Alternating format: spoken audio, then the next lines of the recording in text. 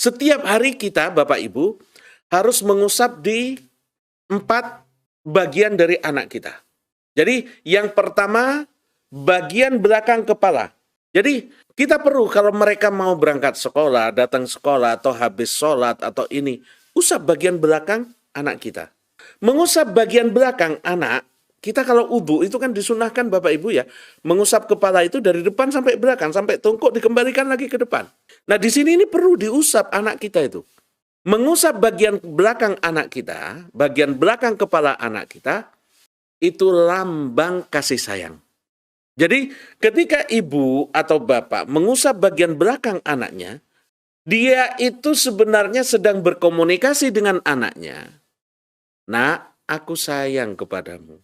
Jadi buktikan sifat sayang kita kepada anak kita dengan mengusap bagian belakang anak kita. 1, usap bagian belakang. 2, bagian atas kepala. Bagian atas kepala ini di dalam Al-Quran, di dalam hadis banyak Bapak Ibu. Kata-kata nasiyah.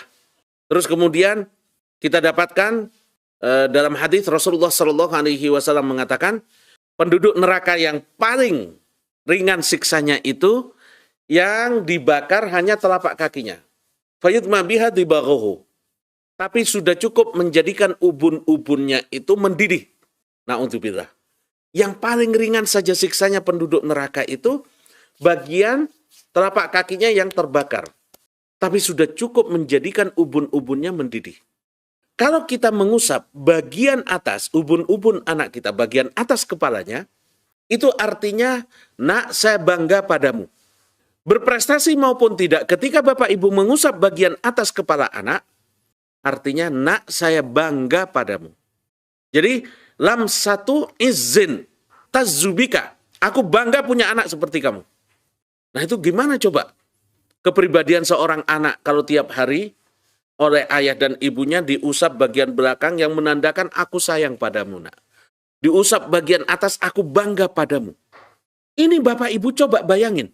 Kalau setiap hari ada orang yang membisikkan ke kita, aku cinta, aku sayang padamu.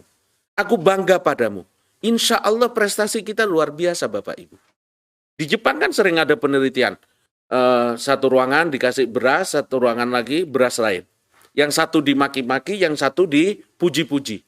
Yang dimaki-maki itu dalam hitungan berapa hari, busuk berasnya. Kalau beras busuk bisa dibuang. Tapi kalau jiwa anak yang busuk, na'udzubillah, karena salah ucapan kita, salah metode parenting kita, bagaimana dia akan punya masa depan yang baik? Bagaimana dia akan merawat kita di masa tua kita? Bagaimana dia akan mendoakan kita setelah kita wafat? Pribadinya udah rusak duluan karena sikap kita yang salah. Di rumah dimarah-marahi, dikritik, di sekolah juga disalah-salahi, dikritik. Gimana Islam akan punya generasi-generasi unggul, generasi-generasi yang pede? Jadi di atas itu lambang aku bangga padamu nak. Kemudian di dahi. Pegang dahi Bapak Ibu, anak kita.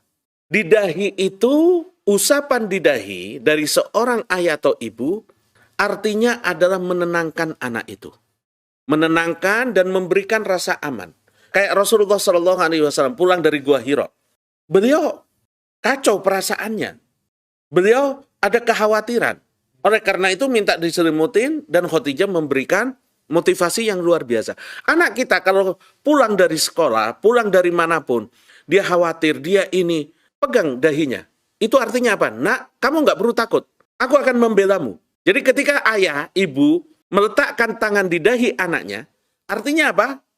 Nak, jangan takut. Aku bersamamu. Aku pembelamu. Memberikan rasa tenang. Oleh karena itu Bapak Ibu, sifat Rasulullah, ini yang kami katakan, gak mungkin akan ada generasi unggul kalau kita hanya mengajarkan Quran dan hadis sebagai bahan ajaran, sebagai materi doang. Tidak kita implementasikan dalam bentuk parenting dan kepengasuhan. Baik di rumah maupun di sekolah maupun di pondok. Makanya mondokkan anak juga hati-hati Bapak Ibu. Gak semua yang pandai materi sebagai materi Quran dan hadis itu bisa berhak untuk mendidik anak kita.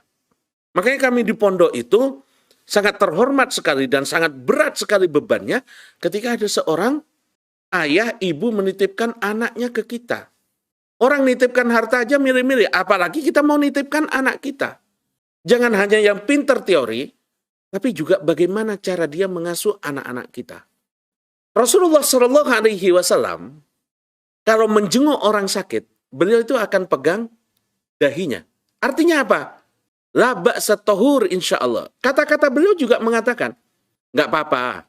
Jadi kalau sakit itu jangan malah kita tambah, ya Allah sakitnya kok sampai gini. Ya Allah kamu tinggal 3 bulan lagi usianya ya. Na'udzubillah. Ya tambah cepat matinya Bapak Ibu. Itu yang kita usap bukan bagian belakang. Yang kita usap adalah dahi dia. Kenapa?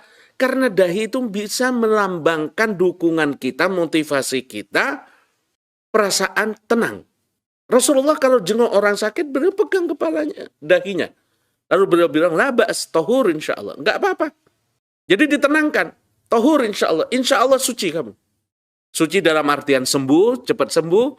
Suci dalam artian penyakit ini yang kau dapatkan kalau engkau terima dengan ikhlas itu akan mensucikan dosa-dosamu.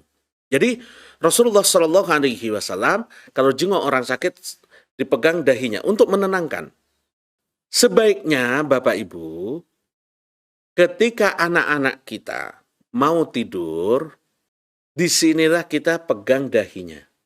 Kalau Bapak Ibu punya anak suka teriak-teriak atau ngigo atau tidurnya nggak nyenyak, pegang dahinya sebelum dia tidur. Jadi ketika kita pegang dahi dia sebelum dia tidur, itu akan menghilangkan kekhawatiran dia, akan menghilangkan sifat ngigo dia. Letakkan tangan kita di dahinya, karena itu akan menghilangkan rasa khawatir. Jadi pertama bagian belakang, bagian atas dahi. Lalu yang keempat, pipi. Nah, kita dulu kalau anak kita kecil kan sering kita cubit pipinya. Sering kita pegang-pegang begini. Nah, itu tandanya apa? Mengusap pipi itu artinya, ya Allah, aku rindu padamu. Aku rindu padamu. Anak Bapak Ibu misalkan mondok terus pulang, atau Bapak Ibu datang ke pondok, pegang kedua. Setelah salaman, pegang. Itu menandakan rindu. Dan ini yang tiap hari Bapak Ibu, yang usahakan setiap hari 4 usapan ini kita lakukan. Bagian belakang menandakan sayang, bagian atas itu aku bangga padamu anakku, bagian dahi itu menghilangkan kekhawatiran, kemudian pipi itu merasakan aku rindu padamu. Bapak Ibu, demi Allah coba, kalau ini kita alami di masa kecil kita, kira-kira akan seperti apa jiwa kita? Kenapa Ibnu Mas'ud yang fisiknya itu kecil, bahkan kakinya itu sangat-sangat kurus, profil-profil seperti sahabat Ibnu Mas'ud dan sahabat yang lain, bisa menundukkan Persia, bisa menundukkan Baitul Maqdis pada masa Umar bin Khattab radhiyallahu anhu. Padahal badan mereka dibandingkan dengan orang Persia Romawi nggak ada apa-apanya. Skill perang mereka nggak ada apa-apanya. Kemudian peralatan nggak ada apa-apanya. Tapi kenapa bisa mengalahkan? Karena mereka dididik oleh Rasulullah Shallallahu Alaihi Wasallam dengan pola-pola seperti tadi. Muncul orang-orang hebat karena Rasulullah Shallallahu Alaihi Wasallam mendidiknya dengan rauf, dengan rahim.